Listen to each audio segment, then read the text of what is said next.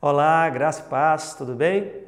Caminhamos o nosso estudo na primeira epístola de João, Filhos da Verdade.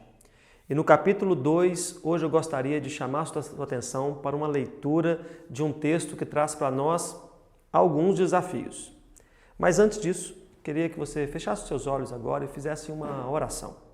Vamos orar para que o Senhor fale ao nosso coração, ilumine a nossa mente no entendimento da sua palavra e aplique-a nas nossas vidas. Senhor, muito obrigado por esse dia. Obrigado porque temos oportunidade de, ao estudar a sua palavra de maneira sequencial, nos depararmos com textos como o que leremos hoje, que desafia o nosso coração, mas também nos prepara para a realidade do que o Senhor tem preparado para nós. Que o Senhor abra o nosso entendimento. E aquelas pessoas que estão em casa agora, Deus, assistindo esse vídeo, acompanhando esse estudo, também sejam iluminadas pelo Teu Santo Espírito e possam, ó Deus, compreender a palavra do Senhor e a importância dela para as suas vidas. Nós oramos assim, crendo e por isso te agradecendo, no nome do Senhor Jesus. Amém. Abra sua Bíblia comigo em 1 João, capítulo 2. Nós leremos do verso 18 até o verso 29. Acompanhem com atenção a leitura da palavra de Deus. Filhinhos, esta é a última hora. E como vocês ouviram que o anticristo vem, também agora muitos anticristos têm surgido. Por isso, sabemos que é a última hora. Eles saíram do nosso meio, mas não eram dos nossos, porque se tivessem sido dos nossos, teriam permanecido conosco. Mas eles se foram para que ficasse manifesto que nenhum deles é dos nossos. Mas vocês têm a unção que vem do Santo, e todos têm conhecimento. Não escrevi a vocês porque não conhecem a verdade, mas porque vocês a conhecem e porque nenhuma mentira procede da verdade.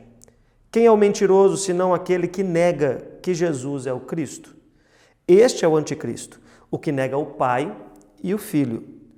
Todo aquele que nega o Filho, esse não tem o Pai. E aquele que confessa o Filho tem igualmente o Pai.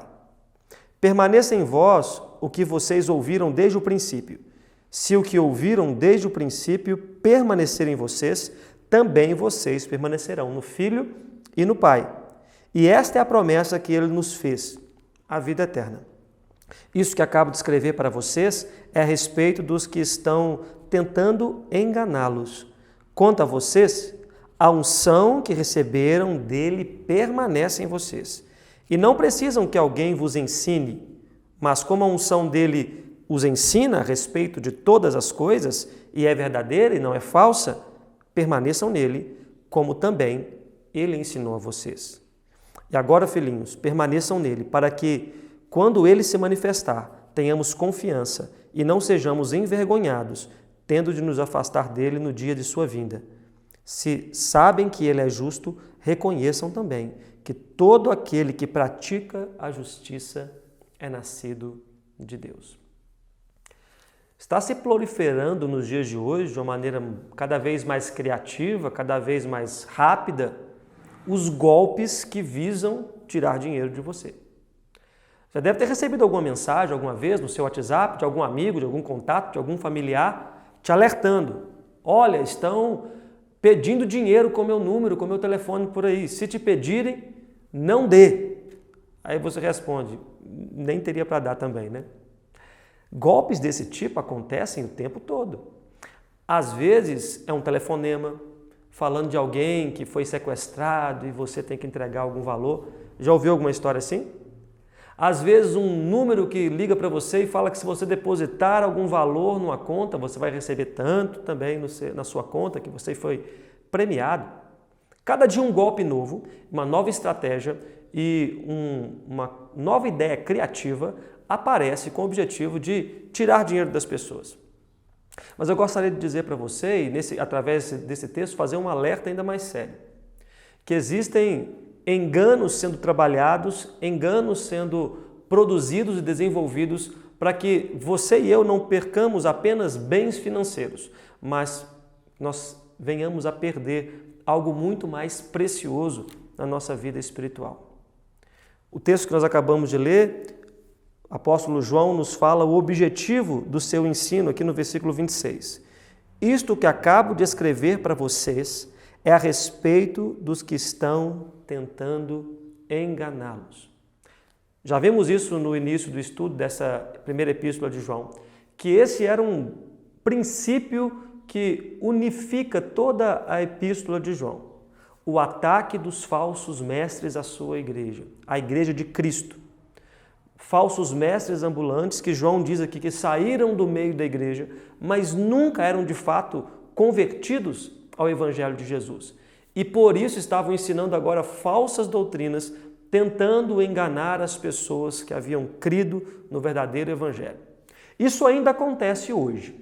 Essas coisas ainda estão ao nosso derredor. E por isso o ensino de João é tão importante para mim e para você.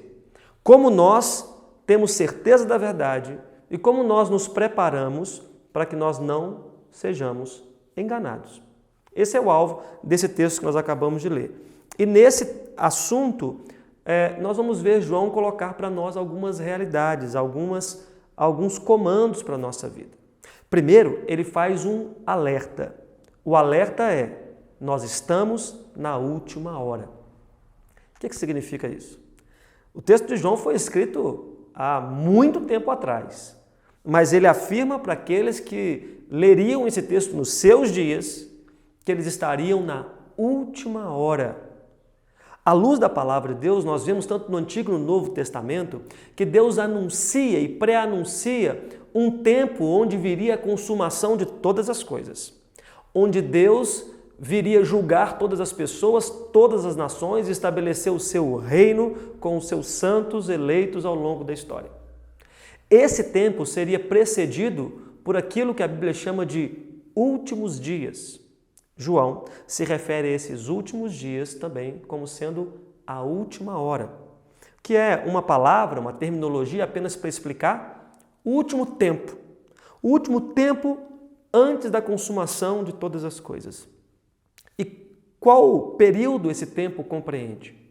À luz da palavra de Deus, vemos que é desde a primeira vinda de Jesus até a segunda vinda de Jesus, eu e você, os crentes da época de João, todos estamos na última hora, ou nos últimos dias, ou nos últimos tempos. Ao longo da revelação de Deus, nós vimos a vinda do seu Filho com o Senhor Jesus Cristo, o seu ministério, a sua morte, a sua ressurreição, a sua assunção, ele subiu ao céu, de onde ele virá para retornar. E quando ele retornar, então será a consumação de toda a história. Por isso, eu e você estamos na última hora, no último tempo, no último momento da consumação de toda a história.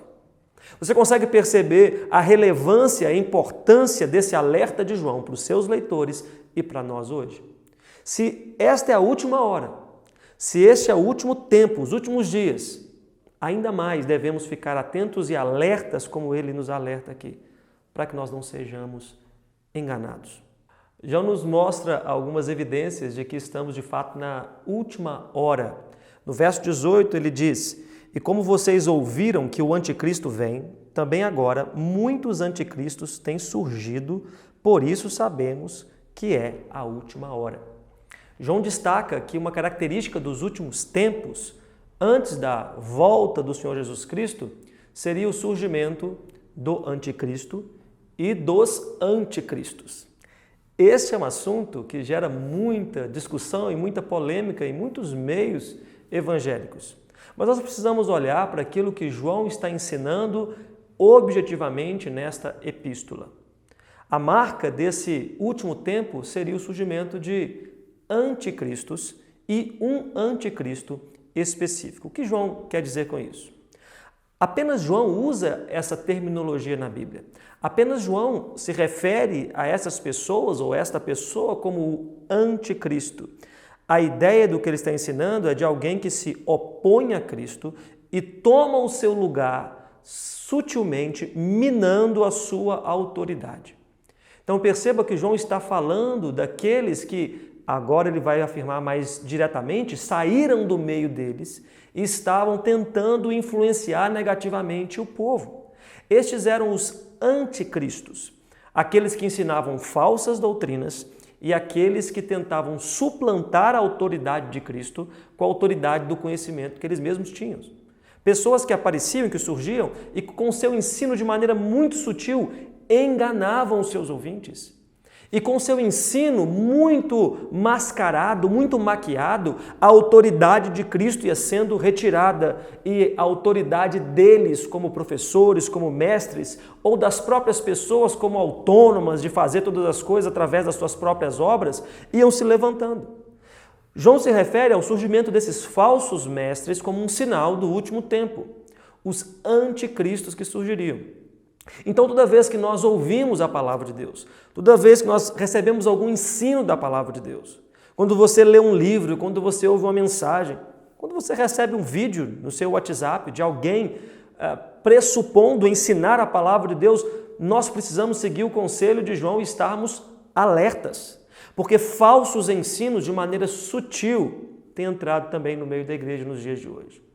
Retirando a autoridade de Cristo da sua obra e colocando no lugar dela a centralidade da força de vontade humana.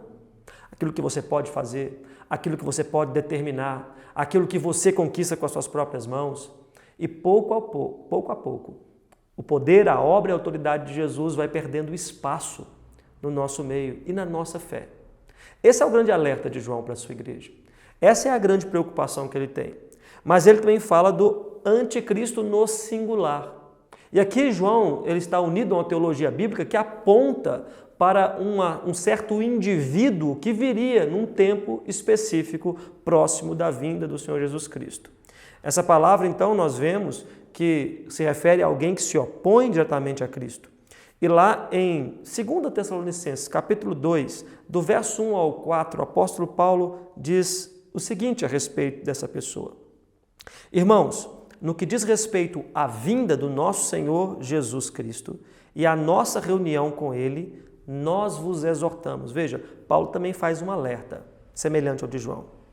A que não vos demovais da vossa mente com facilidade, nem vos perturbeis, quer por espírito, quer por palavra, quer por epístola, por carta, como se procedesse de nós, supondo tenha chegado o dia do Senhor. Ninguém, de nenhum modo, vos engane, porque isto não acontecerá, sem que primeiro venha a apostasia e seja revelado o homem da iniquidade, o filho da perdição, o qual se opõe e se levanta contra tudo que se chama Deus, ou é objeto de culto, a ponto de se assentar-se no santuário de Deus, ostentando-se como se fosse o próprio Deus. João usa essa figura do anticristo escatológico, esse indivíduo que virá e assumirá uma autoridade, um poder, usurpando e roubando a glória de Deus, para mostrar que aqueles que seguem falsos ensinos também são semelhantes a ele, porque se opõem ao Evangelho de Jesus. Esse alerta é muito sério para nós nos dias de hoje, onde nós recebemos tantas informações, tantas mensagens, tantas notícias. E o que nós podemos fazer quando tem tantos enganos diante de nós? O alerta que João faz parece apenas nos deixar mais perturbados, mas ele continua nos mostrando também uma realidade que está no meio desse alerta dele. Ele diz no versículo 20, mas vocês têm a unção que vem do Santo e todos têm conhecimento. O alerta é, nós estamos na última hora e muitos falsos mestres tentarão enganar você e tirar você do caminho da verdade. Mas a realidade é, se você é de fato um cristão, e lembre-se, esse é o objetivo de João, em nos mostrar as características de um verdadeiro crente, de um verdadeiro homem e mulher de Deus. Se você é verdadeiramente um cristão, então você tem a unção que vem do Santo.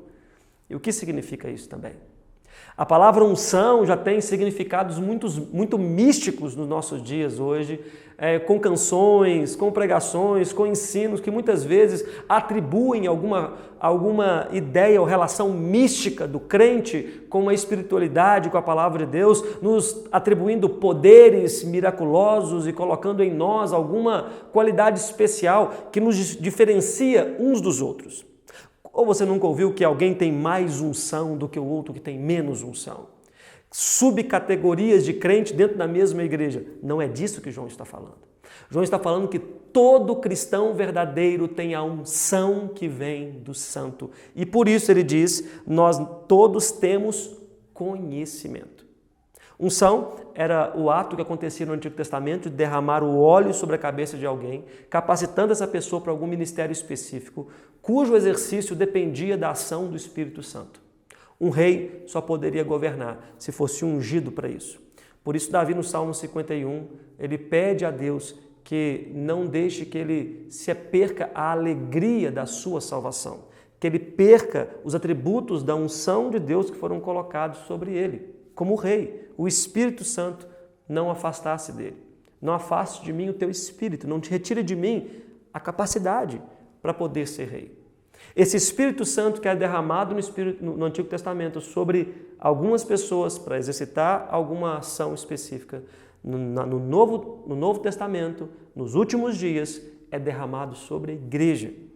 Eu e você temos o Espírito Santo de Deus e ele nos dá conhecimento. Quando nós temos o Espírito Santo de Deus habitando em nós, nós somos preparados, nós somos fortalecidos para poder lidar com os enganos que possam surgir diante de nós. William Barclay, um comentarista, afirma nesse texto o seguinte: a maior defesa cristã é lembrar o que já sabemos. Não é que necessitamos de uma nova verdade, o que precisamos é que a verdade que nós já conhecemos desperte e chegue a ser ativa, eficaz em nossas vidas. O que João está dizendo é o seguinte: nós já temos o conhecimento da verdade, porque o Espírito Santo já abriu os nossos olhos para compreender a verdade em Cristo Jesus, para poder ler a palavra de Deus, entender o que é certo e o que é errado, para poder enxergar algo que não é verdadeiro, identificá-lo como falso. Por que então nós temos tanta dificuldade quando falsos ensinos chegam diante de nós? Dizem que as pessoas que trabalham nos bancos, que trabalham com dinheiro há muito tempo atrás, tinham o hábito de estudar as notas verdadeiras, de tal forma conhecê-las tão bem, que quando chegava uma nota falsa, eles a identificavam só de tocar no papel. O mesmo princípio vale para nós também. O Espírito Santo nos ensina a verdade na medida que nós nos relacionamos com ela. Quando nós meditamos na sua palavra, quando nós amamos a palavra de Deus, o Espírito Santo nos faz conhecer essa verdade de maneira tão profunda que nós rapidamente ligamos os nossos alertas quando nós vemos algo errado sendo ensinado para nós. João fala então de um alerta, fala de uma realidade, mas ele fala de uma ordem. Nos versos 24, ele diz o seguinte: permaneça em vocês o que vocês ouviram desde o princípio. Se o que ouviram desde o princípio permanecer em vocês, também vocês permanecerão no Filho e no Pai. E esta é a promessa que ele mesmo nos fez, a vida eterna. Permaneçam naquilo que vocês aprenderam. Permaneçam naquilo que vocês receberam. Esta é a ordem de João para que nós possamos continuar firmes nessa unção que vem do Santo, nesse ensinamento do Espírito Santo nas nossas vidas. Permanecer, na linguagem de João, tem um significado muito importante. Se você ler o Evangelho de João, capítulo 15, você vê a parábola de Jesus falando da videira verdadeira, você vai ver no verso 5 Jesus dizer que nós devemos permanecer nele e ele permanecerá em nós. Se nós permanecermos nele e ele em nós, nós daremos muito fruto, porque sem mim nada podeis fazer. Jesus está ensinando dentro dessa parábola que permanecer nele é depender exclusivamente de Jesus. Assim como o ramo não produz fruto por si mesmo, mas depende da videira. Permanecer naquilo que nós aprendemos, permanecer na pessoa de Jesus, significa depender dele para todas as coisas. Você poderia dizer isso da sua vida? Você depende de Jesus assim? Você reflete essa dependência através da sua vida de oração? Ou você já tem tantas atividades, tantos compromissos, tantas coisas para você fazer, que não sobra tempo para você dobrar os seus joelhos, buscar a Deus em oração, na dependência e na certeza de que sem Jesus você não pode fazer absolutamente nada. Permanecer no ensino que Jesus nos deu. Permanecer nesses princípios elementares da nossa fé. Permanecer como resultado de uma vida de comunhão com Deus. É dependência dele em tudo aquilo que nós fazemos. João termina esse seu ensino nos fazendo uma promessa. E a promessa esta é a promessa que ele nos fez, verso 25. A vida eterna. Nós estamos na última hora. Nós estamos no último tempo. Muitos enganos surgirão para poder enfraquecer a nossa fé, para tornar a nossa caminhada mais triste, mais sofrida, porque não dependemos e confiamos totalmente em Jesus. Mas a esperança e a promessa da palavra de Deus para você e para mim é que se nós cremos em Jesus, nós saímos do engano para a verdade. Nós saímos da morte para a vida. E nós caminhamos na verdade iluminados pelo Espírito Santo que agora habita em nós. Nada poderá enganar o nosso coração. E permanecendo na sua palavra, vivendo na sua palavra, nós nos aproximamos dia a dia da esperança, da vida eterna. Como diz Paulo em 2 Tessalonicenses, quando o Senhor Jesus voltar, Ele destruirá esse enganador com o sopro da sua boca, na manifestação da sua glória. Então todo engano vai acabar, toda mentira será destruída e nós teremos a eternidade com Jesus. Eu quero te perguntar nessa manhã, você já tem essa certeza no seu coração? Você tem a convicção de que hoje, se você morresse, você estaria com Deus eternamente? Existe ainda alguma dúvida que paira na sua mente? Existe algum comportamento, algum pensamento, algo no seu coração que acusa você diante de Deus? Você já tomou a decisão de entregar a sua vida ao Senhor Jesus Cristo? Se você não fez isso ainda, eu gostaria de convidar você a fazer isso agora. A deixar o engano que tem te afastado de Deus.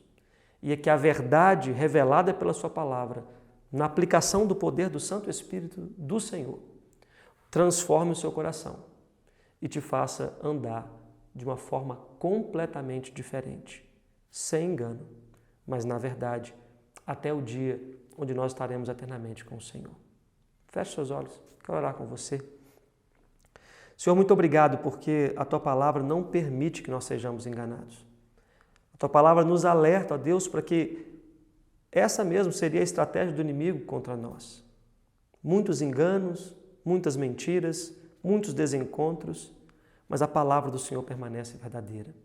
Que nesse dia, ó Deus, o Senhor incline o nosso coração para a Tua palavra, que o Senhor nos leve, ó Deus, a depender do Senhor de tal forma que nós não tomemos nenhuma decisão na nossa vida, Senhor, sem antes buscar, entender o que a Tua palavra diz e buscando o Senhor através da oração.